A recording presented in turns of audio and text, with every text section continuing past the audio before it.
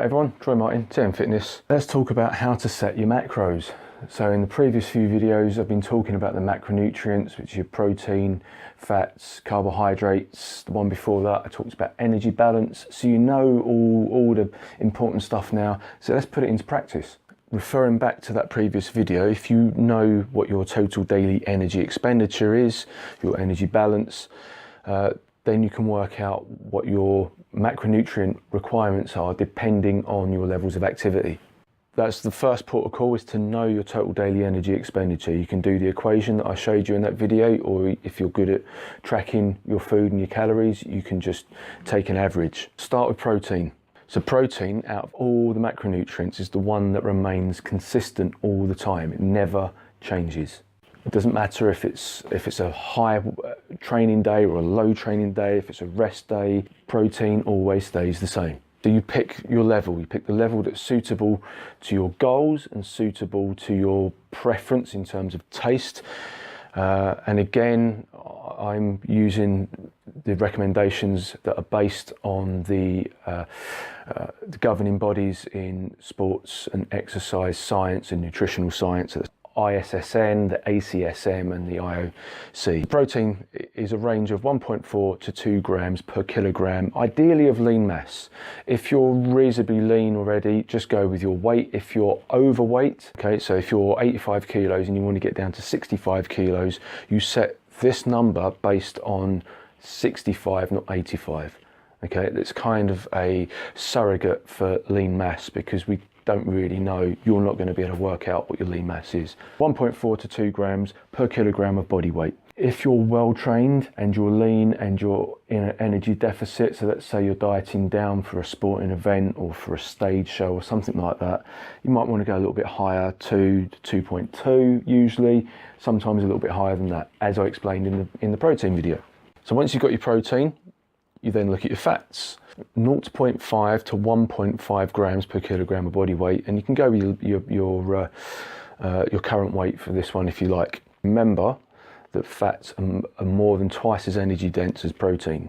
What some people will do is they will go with a percentage of their total calories. So if they want to make sure that they're getting their, say, 25% of fats, then they'll work that percentage out. But the simplest way is to go with a range of 0.5 to 1.5, and for most people kind of somewhere in between that, so 0.8 to 1.2 is going to be, you know, a kind of a good starting point. I generally go in with 1 gram per kilogram of fats and then adapt it from there.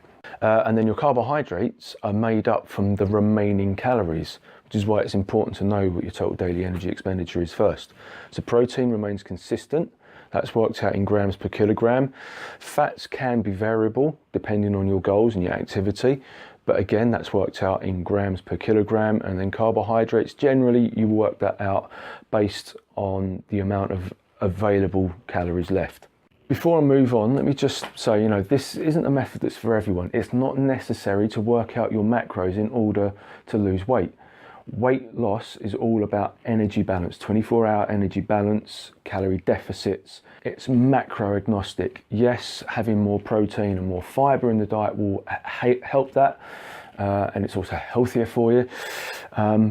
But it doesn't really matter too much what your macros are. You're still going to lose weight if you're in an energy deficit. If you're aiming for performance, solely for physical performance and output, you don't have to worry too much about your total energy balance.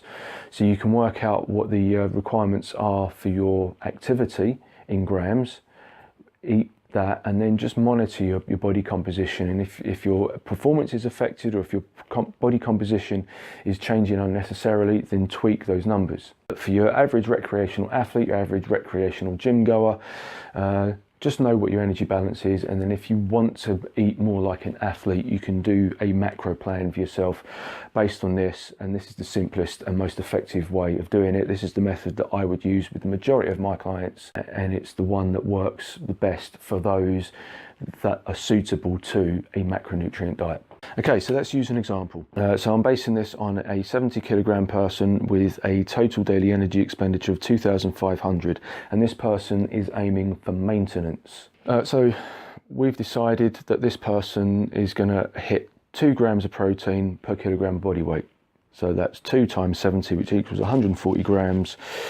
You times that by 4 because there's 4 kilocalories per gram of protein, and that's 560 calories.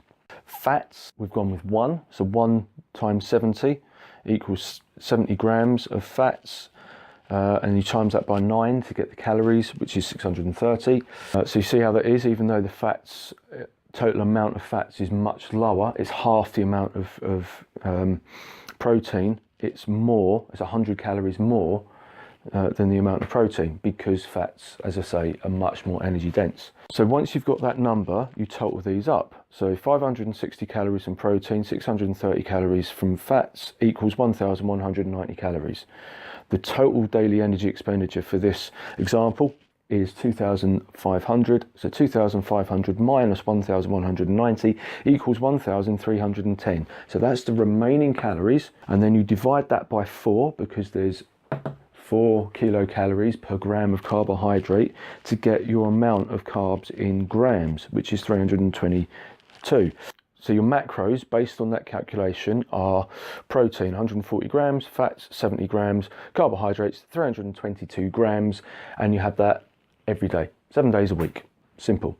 Now, obviously, if this person was aiming for an energy deficit, you'd work out the energy deficit. So if you were going for a 10% energy deficit, 10% of 2,500 is 250. So that would be 2,250 calories, which means that the total amount of carbohydrates would be slightly less. There are ways of incorporating nutrient timings and carb cycling if necessary for performance reasons. So if you have a couple of really high volume, high intensity training days, you can go higher on your carbohydrates on those days, which would mean that you would need to work out how many extra carbs you're going to eat on those days, and then you would subtract that from the rest of the week to ensure that you're maintaining your energy balance throughout the week. You don't just add more in.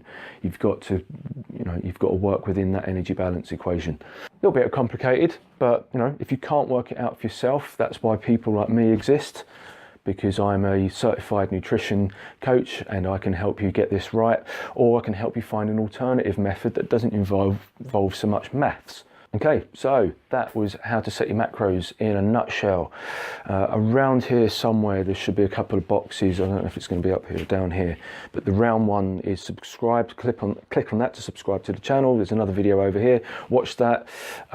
Place a comment in the box below, and I will see you on the flip side. Later.